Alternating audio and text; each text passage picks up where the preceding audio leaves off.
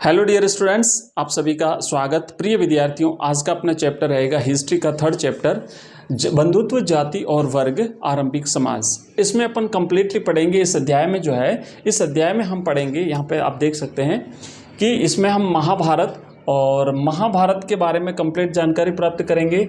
उस समय के लोगों के बारे में, उस समय के लोगों के बारे में, उस समय के लोगों के सामाजिक और आर्थिक जीवन पर चर्चा अपन इसमें करने वाले हैं, कंप्लीट करेंगे। और ये जो पीडीएफ है, आपको इसकी पीडीएफ आप अगर चाहते हैं तो हमारे टेलीग्राम चैनल में मिलेगी। इस वीडियो के डिस्क्रिप्शन में लिंक दिया हुआ है, वहाँ आप ज्वाइन कर उसे क्लिक करके ज्वाइन कर सकते हैं। और इसके बाद में जो एमसीक्यूज रहेंगे इसके, वो भी अपन इसमें करेंगे। इसके प्रश्न उत्तर सब कुछ अपन इसमें करने वाले हैं। तो देखेंगे इस पर सबसे पहले अपन बात करते हैं, महाभारत से शुरुआत करते हैं। ये जो महाभारत ग्रंथ है भाई, इस महाभारत ग्रंथ में कौरवों और पांडवों के बीच में जो युद्ध हुआ था उसका वर्णन है। और कौरवों और पांडवों के बीच में कुरुक्षेत्र के मैदान में संपत्ति के बंटवारे को लेकर के युद्ध हुआ था। ठीक है, प्रश्न देखो यहाँ से बन सकते हैं। प्रश्न कहाँ कहाँ से बनेंगे मैं साथ में आपको बताता जाऊँगा। ऑब्जेक्टिव टाइप के प्रश्न बन सकते हैं, यहाँ से बड़े प्रश्न बन सकते हैं, छोटे बन सकते हैं। तो महाभारत जो ग्रंथ है, इसमें कौरवों और पांडवों के बीच में कुरुक्षेत्र के मैदान में संपत्ति के बंटवारे को लेकर के युद्ध हुआ था, उस युद्ध का वर्णन इसमें दिया हुआ है। ये महाभारत जो ग्रंथ है, इसमें इस युद्ध के अलावा भी हमें और भी बहुत सारी चीज़ों के बारे में जानकारी मिलती है, जो अपन आगे पढ़ेंगे। आगे लिखा है कि महाभारत का मूल लेखन जो है ये भाट सारथी ने किया था। जो भाट सारथी थे, मूल लेखन जो है वो भाट सारथी ने किया था। और इसका जो साहित्यिक लेखन है वो वेद व्यास के द्वारा माना जाता है। ठीक है, याद रखना आप लोग। ये जो भाट सारथी होते थे, ये सेना के साथ ही युद्ध भूमि में जाते थे और वहाँ घटित घटनाओं का वर्णन जो है वो अपने ग्रंथों में करते थे। आगे यहाँ पे आप देखेंगे कि महाभारत में लगभग 1,00,000 श्लोक हैं। फिलहाल वर्तमान का जो महाभारत का जो ग्रंथ है उसमें 1,00,000 श्लोक है। मूल रूप से इतने श्लोक नहीं थे उसमें, लेकिन बाद में जो है वो इसमें इस तरीके से जोड़ते गए और फिलहाल जो है वो इनकी संख्या जो है 1,00,000 है।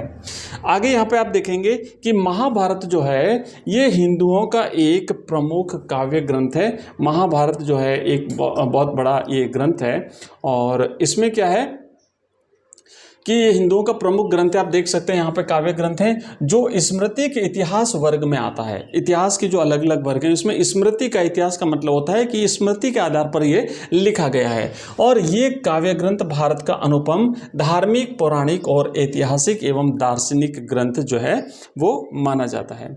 अब यहाँ पे आप देखेंगे कि ये जो ग्रंथ है ये विश्व का सबसे लंबा और यह विश्व का सबसे लंबा साहित्यिक ग्रंथ है भाई, ये थोड़ा सा आप ध्यान रखना। और ये विश्व का सबसे लंबा साहित्यिक ग्रंथ और महाकाव्य हिंदू धर्म के मुख्यतम ग्रंथों में से एक है। इस ग्रंथ को हिंदू धर्म में पंचम वेद माना जाता है और महाभारत का जो साहित्यिक लेखन था वो वेद व्यास ने किया था। तो देखो यहाँ से प्रश्न बन सकता है कि महाभारत के साहित्यिक लेखक कौन है या महाभारत का साहित्यिक लेखन किसने किया था। तो आप याद रखेंगे साहित्यिक लेखन किया था वेद व्यास ने। और महाभारत का मूल लेखन जो है वो किसने किया था अगर पूछा जाता है तो महाभारत के उसका मूल लेखन जो है वो भाट सारथी ने किया था। नेक्स्ट आगे बढ़ेंगे। अब महाभारत की रचना के बारे में जान लेते हैं। तो देखो यहाँ पे क्या बताया गया है कि इतिहासकारों का मानना है कि वेद व्यास के द्वारा लिखा गया ये जो ग्रंथ है महाभारत मूल रूप से वेद व्यास के द्वारा लिखा गया था।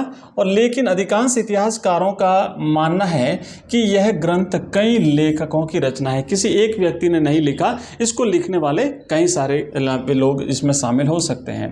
आगे है कि इसमें केवल 8,800 श्लोक थे मूल रूप से जो ग्रंथ था महाभारत उसमें, और बाद में छंदों की संख्या जो है वो बढ़ती गई और अभी फिलहाल जो है वो 1,00,000 के करीब पहुंच गई है। अब आगे इसमें बात करते हैं 1919 में एक संस्कृत के महान एक विद्वान व्यक्ति थे V.S. सूक्तांकर, एक प्रसिद्ध संस्कृत के विद्वान थे। इनके नेतृत्व में महाभारत का एक महत्वपूर्ण संस्करण तैयार करने का कार्य प्रारंभ हुआ था।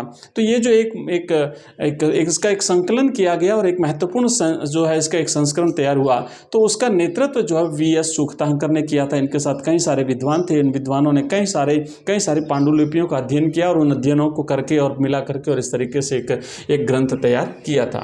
वी.एस. सूक्तांकर जो है ये देश में उपलब्ध महाभारत से संबंधित जितनी भी पांडुलिपियां और उनकी जो जानकारी थी, देश के विभिन्न हिस्सों में, विभिन्न जगहों पर, विभिन्न रूपों में जो इकट्ठी जानकारी थी, उन सबको इकट्ठा किया, उसका अध्ययन किया और उसके आधार पर महाभारत का एक समालोचनात्मक संस्करण तैयार किया। ठीक है, एक समालोचनात्मक संस्करण जो है वो तैयार किया था।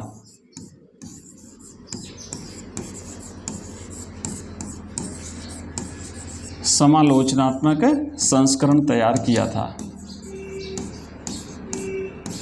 तो ये जो तैयार किया, इसके नेतृत्व इसका किसने किया था? वी.एस. सूक्तांकर ने किया था। ऑब्जेक्टिव टाइप में प्रश्न आ सकता है कि वी.एस. सूक्तांकर कौन थे? तो वी.एस. सूक्तांकर संस्कृत के एक विद्वान थे। महाभारत का पुराना नाम जो था वो था जय संहिता। जय संहिता जो है इसका पुराना नाम था, याद रखिएगा, महाभारत का पुराना नाम। और महाभारत की रचना 1000 वर्ष तक होती रही है। ऐसा नहीं कि महाभारत कुछ ही समय में लिख दिया गया हो। इसका रचना काल बहुत लंबा रहा है। धीरे धीरे इसकी रचना होती गई। महाभारत से उस समय के समाज की विभिन्न स्थितियों और सामाजिक नियमों के बारे में जानकारी मिलती है। तो महाभारत के बारे में खाली युद्ध का वर्णन ही नहीं है, इसके अलावा हमें उस समय की सामाजिक स्थिति कैसी थी, आर्थिक स्थिति कैसी थी, बाकी चीज़ों के बारे में भी जानकारी मिलती है। महाभारत के समालोचनात्मक जो संस्करण है उसकी अपन यहाँ पे बात कर लेते हैं। इंपॉर्टेंट है, यहाँ से प्रश्न पूछा जाता है, ध्यान रखना। ऑब्जेक्टिव में भी पूछा जाएगा, लघुत्रात्मक और निबंधात्मक प्रश्न भी यहाँ से बन सकते हैं। तो महाभारत का जो समालोचनात्मक संस्करण है, अभी हमने बात करी कि इसका जो समालोचनात्मक संस्करण है, इसको तैयार करने के लिए जो है 1919 में संस्कृत भाषा के एक महान विद्वान वी.एस. सूक्तांकर के नेतृत्व में एक बहुत ही महत्वाकांक्षी परियोजना की शुरुआत हुई थी। तो ध्यान रखना, ये सन एक तो 1919 आपको याद रखना है। विद्वान का नाम था वी.एस. सूक्तांकर और इनका काम था कि देश में उपलब्ध जितने भी महाभारत से संबंधित जो स्रोत थे उन सबको इकट्ठा करके उनका एक प्रकार से उनका अध्ययन करना और फिर एक संस्करण जो है वो तैयार करना। इस परियोजना का उद्देश्य था महाभारत नामक महान महाकाव्य की विभिन्न जगहों से प्राप्त विभिन्न पांडुलिपियों को इकट्ठा करके एक किताब का रूप देना, सबको इकट्ठा करके इसकी ज़्यादा से ज़्यादा जो इससे जुड़ी हुई चीज़ें थी सत्य रूप में उनको जानना था।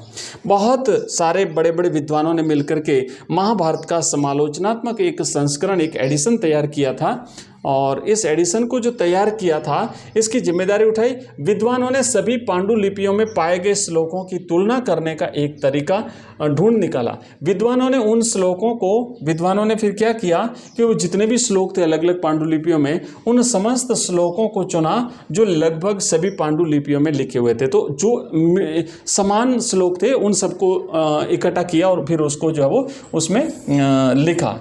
इन सब का प्रकाशन लगभग 13,000 पन्नों में फैले अनेक ग्रंथ खंडों में हुआ था और इस परियोजना को पूरा करने में 47 साल लगे थे। ये छोटे छोटे प्रश्न यहाँ से बनेंगे। जो चीज़ें मैंने आपको बताई है वो सारी आप लोग याद करिएगा। ऑब्जेक्टिव टाइप के प्रश्न यहाँ से बन सकते हैं, निश्चित रूप से आपका एग्जाम में हेल्प आपकी करेंगे। और मैं बता दूँ कि जो वीडियो जो अपन पढ़ रहे हैं ना, इसका कंप्लीट नोट्स अगर आप एक ही स्थान पर प्राप्त करना चाहते हैं, इसके वीडियो लेक्चर्स, इसके MCQs, इसके प्रश्न उत्तर, इसके ऑनलाइन टेस्ट, तो उसके लिए आपको हमारा ऐप डाउनलोड करना पड़ेगा। हमारा ऐप है एजुकेशन राइज, आप इसे डाउनलोड कर लीजिए।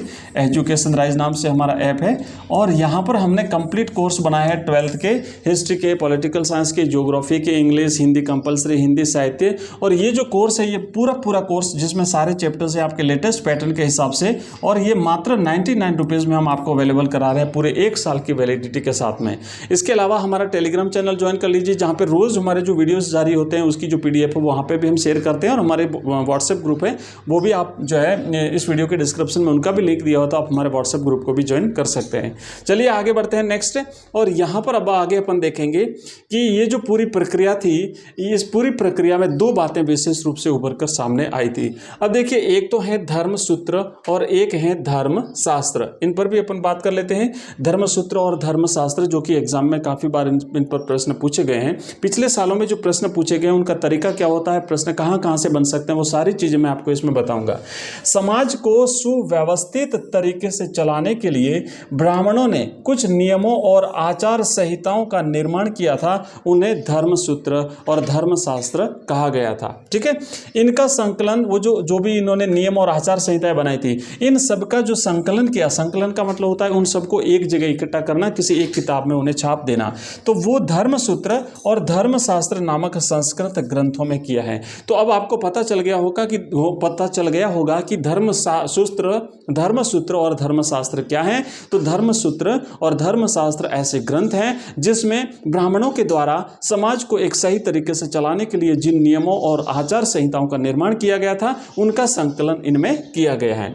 ये जो विभिन्न धर्मसूत्र और धर्मशास्त्र हैं, ये अलग अलग प्रकार के कई सारे ग्रंथ हैं। इनमें सबसे महत्वपूर्ण जो ग्रंथ है वो है भाई मनुस्मृति। याद रखिएगा, मनुस्मृति भारत का सबसे प्राचीन विधि ग्रंथ भी माना जाता है, और मनुस्मृति जो है ये सबसे प्राचीन और सबसे महत्वपूर्ण जो है वो एक धर्मसूत्र और धर्मशास्त्र ग्रंथ है, मनुस्मृति। याद रखिएगा, मनुस्मृति प्राचीन भारत का सबसे प्रसिद्ध विधि ग्रंथ है। बहुत इंपॉर्टेंट चीज़, प्रश्न पूछा जाएगा कि भारत का सबसे प्राचीन विधि ग्रंथ कौन सा है, तो आपको याद रखना है सबसे प्रसिद्ध और सबसे प्राचीन भी है। ठीक है ना, सबसे प्रसिद्ध और इसके साथ साथ सबसे प्राचीन जो विधि ग्रंथ है भाई, वो है हमारा मनुस्मृति। इसका संकलन, ये परीक्षा में प्रश्न पूछा गया था, ये परीक्षा में 2-3 बार प्रश्न पूछा गया, ऑब्जेक्टिव टाइप में पूछा जाता है कि इसका संकलन कब हुआ था। तो इसका संकलन 200 ईसा पूर्व से 200 ईस्वी सन के बीच में हुआ। तो ये 400 वर्षों का जो काल है,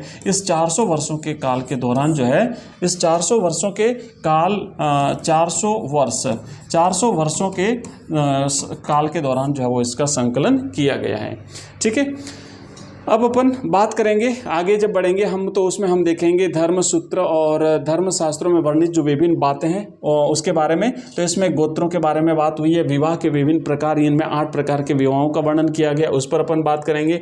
वर्ण व्यवस्था कैसी थी, वर्ण व्यवस्था क्या थी, उसके बारे में, और अन्य वर्ण जो थे उन सब के बारे में भी चर्चा करेंगे, लेकिन वो सब अपन नेक्स्ट वीडियो में। वीडियो काफ़ी लंबा हो रहा है, जल्दी मिलते हैं नेक्स्ट वीडियो में। लेकिन जाने से पहले मैं बता दूं कि हमारा जो ऐप है एजुकेशन राइज नाम से प्ले स्टोर पर अवेलेबल है, उसका लिंक इस वीडियो के डिस्क्रिप्शन में भी दिया हुआ है, तो वहां से आप इसे डाउनलोड कर लीजिए, जहां पर आपको कंप्लीट जो कोर्स है हिस्ट्री का मिलेगा। इसके अलावा जो बाकी सब्जेक्ट हैं, political science, geography, English, Hindi, सब कुछ, उन सबके कोर्सेज मिलेंगे, और पूरे 1 साल की वैलिडिटी के साथ हम आपको ये कोर्स अवेलेबल करवा रहे हैं मात्र 99 रुपीज़ में। इसके अलावा जो आपके जो मॉडल पेपर्स होंगे वो भी हम आपको अवेलेबल कराएंगे, और जो ऑनलाइन टेस्ट होते हैं टॉपिक से रिलेटेड, वो टॉपिक से रिलेटेड ऑनलाइन टेस्ट भी आपको हमारे ऐप में मिल जाएंगे।